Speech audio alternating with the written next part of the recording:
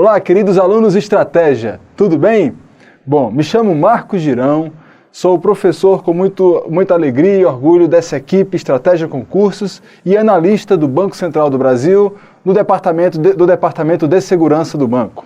Bom, quero aqui compartilhar minha alegria em iniciar com você o estudo de uma importantíssima norma para a segurança pública e segurança privada, uma importantíssima norma do nosso país, a Lei 10.826 de 2003, mais conhecida como Estatuto do Desarmamento. A partir deste vídeo, nós vamos começar a estudar em detalhes tudo que esta norma traz, tudo que esta norma disciplina, regulamenta no âmbito da discussão do porte e da posse de arma no território brasileiro. Essa norma não chegou sem muita polêmica, não, veio com muita polêmica e continua ainda a ser uma norma polêmica. Mas para fins de prova, para concursos públicos, as bancas têm buscado ainda a literalidade da lei, com alguns entendimentos jurisprudenciais e doutrinários, mas a quase totalidade das questões de prova sobre o Estatuto do Desarmamento buscam a literalidade da lei. Buscam saber se o candidato está por dentro, pelo menos, da literalidade da lei. Poucas adentro nas discussões doutrinárias, porque são ainda complexas e ainda estão, digamos assim, são frutos de polêmicas. Bom, então para conhecer o que o Estatuto falou sobre comércio de armas de fogo, acessórios e munições, posse de arma de fogo e porte de arma de fogo, além de outras questões, inclusive principalmente as questões penais relacionadas ao descumprimento do Estatuto, é preciso a gente dar uma olhada nos conceitos iniciais. Aqui nós vamos, neste vídeo, introduzir alguns conceitos que estão, alguns deles no Estatuto e alguns outros no regulamento do Estatuto, que é o Decreto 5.123 de 2004. As bancas pouco cobram o Decreto 5.123 de 2004, mas o nosso estudo vai estar recheado, é claro, vai ser focado no Estatuto do Desarmamento, Lei 10.826 de 2003, mas vai trazer pinceladas do Decreto 5.123, pinceladas estas que vão ajudar você a compreender alguns conceitos interessantes e vão ajudar também você a entender melhor o Estatuto do Desarmamento. Beleza? Então vamos começar com esses conceitos iniciais. Então, segue aqui no slide. Conceitos iniciais. Então vamos lá, vamos aos slides. Forças de segurança pública e de segurança legislativa. Nós vamos entender um pouco mais quem são as Forças Armadas, os órgãos de segurança pública e as forças legislativas federais. Beleza? A começar então pelas Forças Armadas. Aqui nós vamos ver o que a Constituição de 1988 define e traz a competência dessas forças. Artigo 142 da Constituição Federal de 88.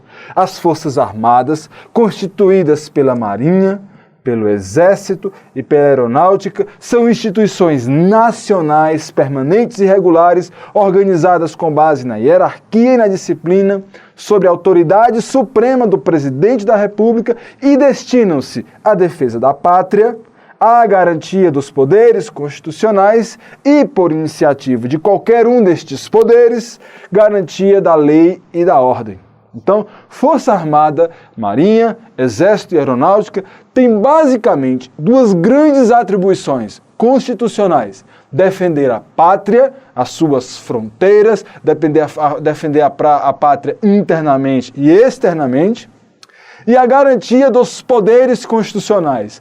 É por meio das Forças Armadas que nós temos a garantia de que o Poder Executivo, o Poder Legislativo e o Poder Judiciário não serão afrontados ou desguarnecidos de suas funções constitucionais.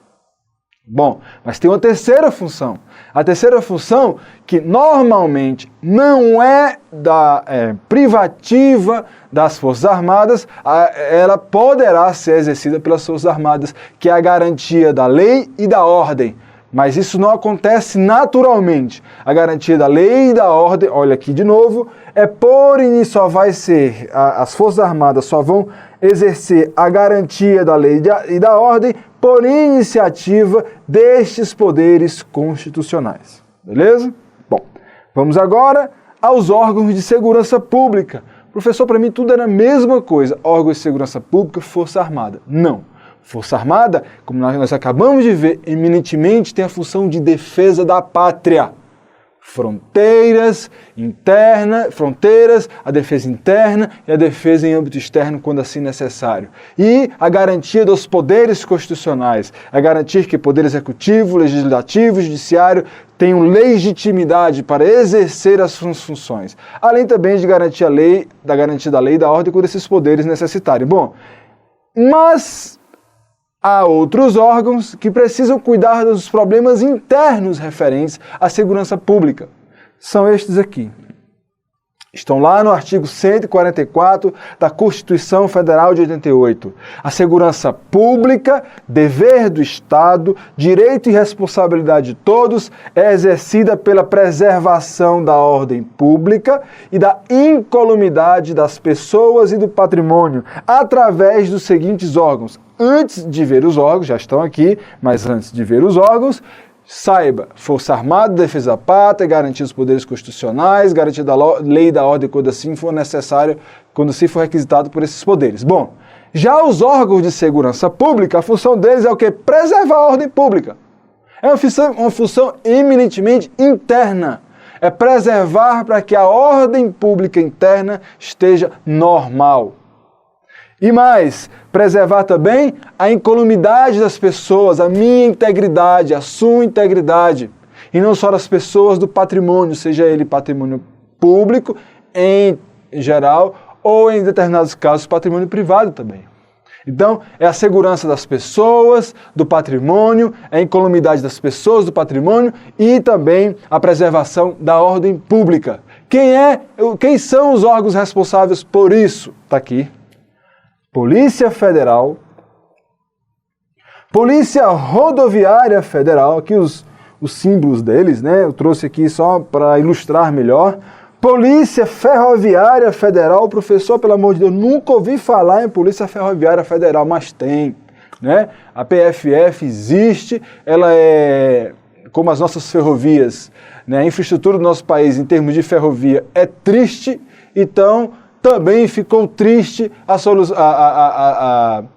situação, né, da Polícia Ferroviária Federal, que tem aí a incumbência de patrulhar as ferrovias, né, fazer o patrulhamento, o policiamento das ferrovias federais do nosso país. Como elas são ruins, então também sobrou para a PFF, que existe. Tá? E é constitucional, está aqui, Polícia Ferroviária Federal, Polícias Civis dos Estados do Distrito Federal, Polícias Militares dos Estados do Distrito Federal e Corpos de Bombeiros Militares dos Estados e Distrito Federal. Estes últimos aqui, a própria Constituição os chama de Forças Auxiliares e Reservas do Exército. Elas estão ali para, além de exercer a garantia da preservação da ordem pública, da incolumidade das pessoas e do patrimônio, a Polícia Militar e o Corpo de Bombeiro Militar também auxiliam o Exército quando assim for preciso e são força reserva do Exército, caso o Exército precise de um contingente maior, elas estão ali para auxiliar o Exército nesse ínterim, ok? Então esses são os órgãos e essas são as funções dos órgãos de segurança pública. Olhando agora um pouco mais com um holofote mais específico, mas essas forças aparecem também no Estatuto de Desarmamento, nós temos aqui as forças legislativas federais, a começar pela Polícia da Câmara dos Deputados. Bom, a Constituição não detalha as funções da Polícia da Câmara dos Deputados, até porque há regimento, há ato da mesa da Câmara dos Deputados que regula toda a ação da Polícia da Câmara dos Deputados. E a Constituição diz o seguinte, que compete privativamente à Câmara dos Deputados dispor sobre sua organização, funcionamento, polícia, criação, transformação, extinção de cargos, empregos e funções de seus serviços, iniciativa de lei para fixação na respectiva remuneração, observados os parâmetros estabelecidos na lei de diretriz orçamentária. Aqui está dizendo apenas que é a responsabilidade da Câmara cuidar da sua própria polícia, dispor sobre a organização e funcionamento também da sua própria polícia, e isso existe ato da mesa da Câmara dos Deputados que regula a polícia da Câmara dos Deputados. Aqui é o símbolozinho dela, né? Mesma forma, o Senado, a polícia do Senado. O artigo 52 da Constituição Federal diz assim: compete privativamente ao Senado Federal dispor sobre sua organização, funcionamento, polícia, criação, transformação, extinção. Então, cabe ao Senado Federal, por meio de ato interno, regulamentar as funções, as atribuições e a organização da sua polícia, da polícia do Senado Federal. Ok? Bom, agora, vistos esses órgãos, vamos a outros conceitos também igualmente importantes para o nosso estudo do Estatuto do Desarmamento. Bom, o Estatuto do Desarmamento trata eminentemente, assim, principalmente, dos requisitos para a aquisição, comércio, posse e porte de arma de fogo. Bom, professor, mas o que o Estatuto considera ser uma arma de fogo? O Estatuto do Desarmamento, a Lei 10.826, ela não dá um conceito de arma de fogo propriamente dito. Quem traz esse conceito é o seu regulamento, o decreto que regulamenta a Lei 10.826, que é o Decreto 5.123 de 2004. Como ele regulamenta, como ele detalha, como ele traz minúcias da lei, que a lei é uma regra geral, são normas gerais, a Lei 10.826, ela traz uma regulação geral sobre a posse, o comércio, a porte de arma de fogo. Mas é o seu decreto que destrincha essas leis, essas regras mais gerais. E o que o decreto chama de arma de fogo, para ficar claro, para não se ter dúvida? Bom, ele divide as armas de fogo em armas de fogo de uso permitido e armas de fogo de uso restrito. Vamos ver as diferenças. Arma de fogo de uso permitido. Está lá no decreto. Não, se você for olhar agora para a Lei 10.826, você não vai encontrar este conceito. Sem problema. Normal, porque ele está no seu decreto, no decreto que regulamenta, decreto 5.123. Está valendo. Professor, e para a prova pode ser cobrada? Olha, para a sua prova, se ela não cobrar expressamente no edital o decreto 5.123, não pode aparecer aqui esse conceito cobrado na sua prova. Esses dois conceitos nós vamos ver agora. Tá, tudo bem, mas por que você trouxe para a aula? De novo, para ajudar o entendimento, para que você abra o campo de entendimento e aí, quando a gente entrar mesmo nas regras específicas do Estatuto, que falar em arma de fogo de uso permitido, de fogo de uso restrito, você sabe, eu sei o que é. Entendi. Beleza? Então tá. Então vamos para cá. Armas de fogo de uso permitido. É aquela cuja utilização é autorizada a pessoas físicas, bem como a pessoas jurídicas, de acordo com as normas do Comando do Exército e nas condições previstas na Lei 10.826, que é o Estatuto do Desarmamento. Veja, então, uma arma de fogo de uso permitido, ela pode ser utilizada tanto por pessoas físicas, como ela pode ser autorizada, né? Sua utilização pode ser autorizada a pessoas físicas, como a pessoas jurídicas. Quem vai dizer como e quem são essas armas é o Comando do Exército por meio de normativos internos. Beleza? Você precisa entender agora o quê? O que é a arma de fogo de uso permitido? Ora, é aquela que pode ser utilizada por pessoas físicas e por pessoas jurídicas. De qualquer jeito, professor? Não é de qualquer jeito. É o Comando do Exército que vai dizer como e que armas são essas. Mas, se o Comando do Exército disser que esta arma pode ser utilizada por pessoas físicas ou por pessoas jurídicas, está valendo, é uma arma de fogo de uso permitido. Seguindo. Armas de fogo de uso restrito. É aquela de uso exclusivo das Forças Armadas. Olha aí, já aparecendo Forças Armadas aqui. de instituições de segurança pública, olha aí, a gente acabou de falar, e de pessoas físicas também, professor, e jurídicas habilitadas, devidamente autorizadas pelo Comando do Exército, de acordo com legislação específica. Bom, arma de fogo de uso permitido, que acabamos de ver, ela é permitida a sua utilização por pessoas físicas e pessoas jurídicas, de acordo com as normas do Comando do Exército. As armas de fogo de uso restrito, elas são de uso restrito exclusivo das Forças Armadas, Marinha, Exército, Aeronáutica e das instituições de segurança pública que nós acabamos de ver. Polícia Civil, Polícia Federal, Rodoviária Federal, Polícia Ferroviária Federal, Polícias Militares, Corpo de Bombeiros Militares. Mas não só este. Pode ser também para uso de pessoas físicas e jurídicas, mas olha o termo que vem depois, habilitadas. E outra, tem que estarem devidamente autorizadas pelo Comando do Exército. Estas pessoas habilitadas têm que estar devidamente autorizadas pelo Comando do Exército, conforme legislação específica. Então a questão, para se uma questão de prova vier te cobrar os dois conceitos, ela tem que dizer e tratar de pessoas físicas e pessoas jurídicas.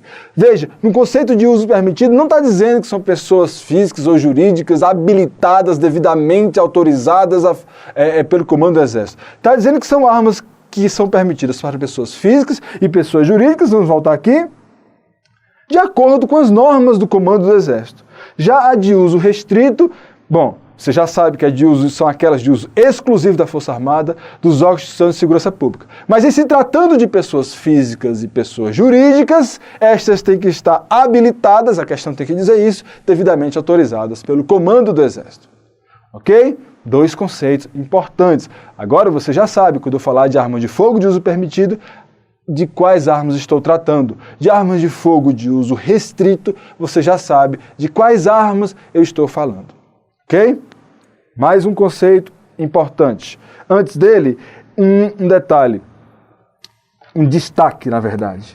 A classificação legal, técnica e geral, bem como a definição das armas de fogo e demais produtos controlados, de uso proibidos, restritos, permitidos ou obsoletos e de valor histórico, serão disciplinadas em atos do chefe do Poder Executivo Federal, Presidente da República, mediante proposta do Comando do Exército. Veja, esse quadro responde talvez uma pergunta que deve ter ficado aí com você quando eu falei dos conceitos de arma de fogo de uso permitido e arma de fogo de uso restrito. Professor, mas e aí, quais são? Quem vai dizer que é permitido? Quem vai dizer que determinada arma é só da Força Armada, das instituições de segurança pública, que essa determinada arma é de uso permitido? Bom, quem vai classificar não só as armas de uso permitido, como as de uso restrito, como as de uso proibido, como aquelas que serão chamadas de obsoletas, né, antigas, velhas, quanto aquelas que têm apenas valor histórico. Quem vai dizer isso? Quem vai classificar no nosso país a classificação legal por meio de regulamento, a classificação técnica e a classificação geral? É o Presidente da República, chefe do Poder Executivo Federal. Bom, mas é da cabeça dele? É ele que vai saber que a arma X tem que ser permitida, que a arma Y é restrita, que a arma Z é de uso proibido? Não, claro que não sabe, não entende disso. Ele vai receber uma proposta do Comando do Exército, com todas essas classificações legais, técnicas e gerais, e vai, por meio de um ato, normalmente um decreto, né?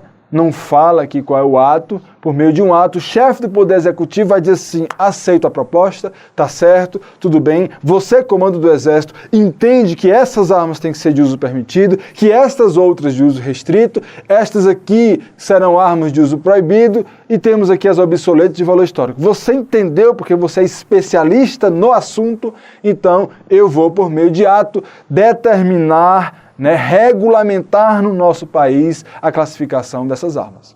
Beleza? É assim que funciona. Então, agora a gente pode ir para mais um conceito, importante antes de entrarmos aí no Estatuto definitivamente. O que são registros próprios? Nós vamos ouvir várias vezes esse termo registro próprio aqui no nosso estudo. E pode ficar aí uma pergunta, mas o que é isso, né? Está aqui. Entende-se por registros próprios, também conceito retirado lá do Decreto 5.123, entende-se por registros próprios os registros feitos pelas instituições, órgãos e corporações em documentos oficiais de caráter permanente. Está dizendo aqui o seguinte, que eu, Polícia Federal, eu, Polícia Rodoviária, eu, Força Armada, eu, Marinha, eu, Aeronáutica, eu tenho meus próprios registros das minhas armas. Eu registro, eu tenho um controle, seja em planilha, manual, automatizado, de todas as armas que estão sob a minha jurisdição, sobre as que eu comprei, as que eu adquiri para o uso da minha tropa, das minhas equipes. Esse controle que eu tenho, que eu criei em documento oficial, é chamado de registro próprio. Tem um caráter permanente, porque fica armazenado, deve ficar guardado na minha instituição. Bom, até antes do Estatuto do Desarmamento ser sancionado, antes de 2003, existia outra norma que regulava a arma, mas regulava de forma muito rude, primária, né, muito ruim, a questão de arma de fogo no nosso país. E antes do Estatuto do Desarmamento, não existiam dois grandes bancos de dados que hoje são automatizados, informatizados e que têm um registro de todas as armas produzidas e vendidas e fabricadas aqui no país, e importadas também. Antes do Estatuto do Desarmamento, não existiam esses dois bancos de dados, o SINARME e o SIGMA. Antes desses dois bancos de dados, muitas das armas que existiam nas corporações, ou quase a totalidade delas, dessas corporações de segurança pública, das Forças Armadas, eram controladas por registros que os próprios órgãos, instituições e corporações faziam. Bom, está aqui a minha relação de armas de uso permitido, de uso restrito, nós temos aqui a minha relação de armas, isso está registrado, está armazenado em documento oficial. Isto é registro próprio. Os registros próprios não deixaram de existir após o Estatuto do Desarmamento. Pelo contrário, eles continuam a existir. Mas há hoje dois grandes bancos de dados que, além dos dados e informações que vêm desses registros próprios, eles conseguem ter, ou pelo menos deveriam, né, o controle de tudo que é arma existente no nosso país, ou pelo menos quase tudo, né? Porque aí a questão de contrabando, a questão de descaminho, enfim, né? As armas que entram de forma irregular, isso fica difícil. Mas o propósito desses dois grandes bancos de dados, SINARME e SIGMA, é ter tudo que está guardado, tudo que está registrado nos registros próprios, e tudo, ademais, que foi de arma de fogo existente em nosso país. Então, esses são os registros próprios, e falando em SINARME e o SIGMA, muito falados no Estatuto do Desarmamento, é hora de conhecê-los, esses dois bancos de dados. O primeiro deles está no âmbito do sistema da Polícia Federal. Bancos de dados mesmo, eles são grandes softwares, poderosos bancos de dados, em que eu posso ter, onde são cadastradas as armas produzidas, vendidas, né, importadas, existentes em nosso país. O SINARME cuida de um tanto de armas, de algumas peculiaridades, e o SIGMA cuida de um outro tanto de armas, também com peculiaridades diferentes destas. Então, cada um no seu quadrado, cada um controlando, tendo registro, tendo todo o banco de dados dessas armas que estão sob suas competências. Então vamos ao SINARME. Quem é o SINARME? É o Sistema Nacional de Armas. O Sistema Nacional de Armas é instituído no Ministério da Justiça, no âmbito da Polícia Federal. É a Polícia Federal que controla o SINARME. E ele tem circunscrição em todo o território nacional. Qual é a finalidade dele? Manter cadastro geral, integrado, permanente, olha só, das armas de fogo importadas, produzidas, vendidas no país, de sua competência e também o controle dos registros dessas armas.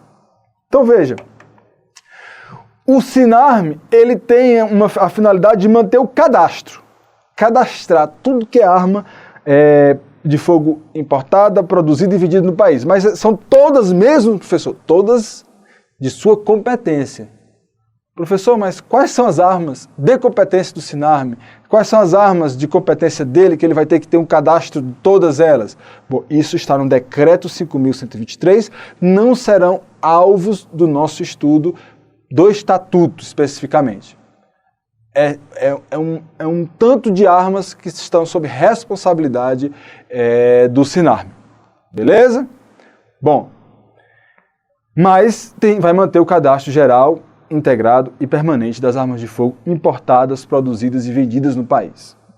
Sua competência e o controle de registro dessas armas. Então, além de cadastrar tais armas, o Sinarme também tem que ter o controle do registro dessas armas.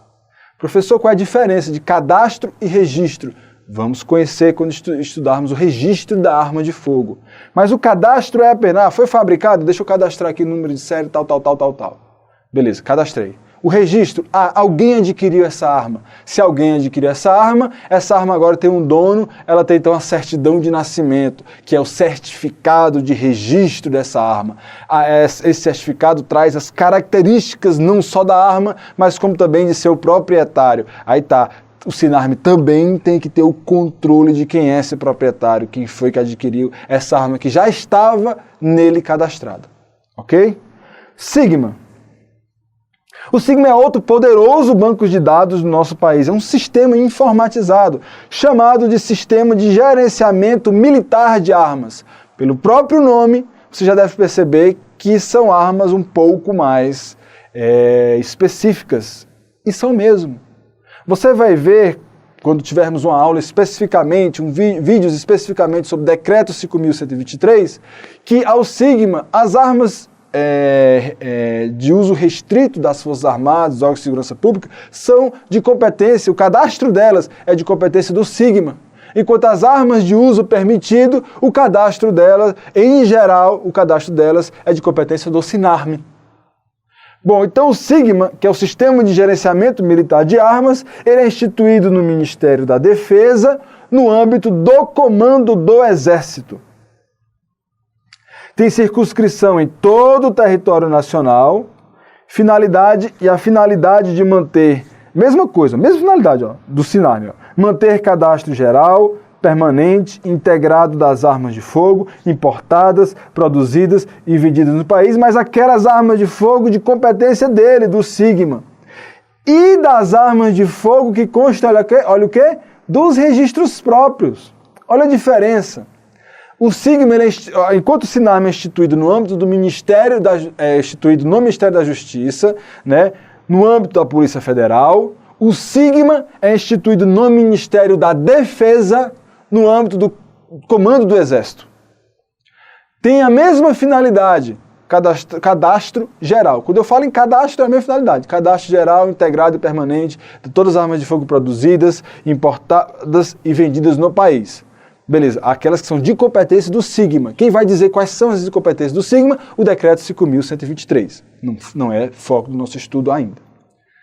Bom, mas não só essas armas, não só o cadastro geral. Enquanto o Sinarme também tem que, além de cadastrar as armas de sua competência, ter o controle dos registros dessas armas, o Sigma, além de cadastro geral das armas sob sua competência, tem também que ter o controle, né, das armas de fogo que constem em registros próprios. Aqueles registros que as corporações, os órgãos e as instituições mantinham quando da lei lá, quando da entrada em vigor da lei 10.826, e se ainda mantém registros próprios, o Sigma também tem que ter o controle das armas de fogo que estão ali nos registros próprios.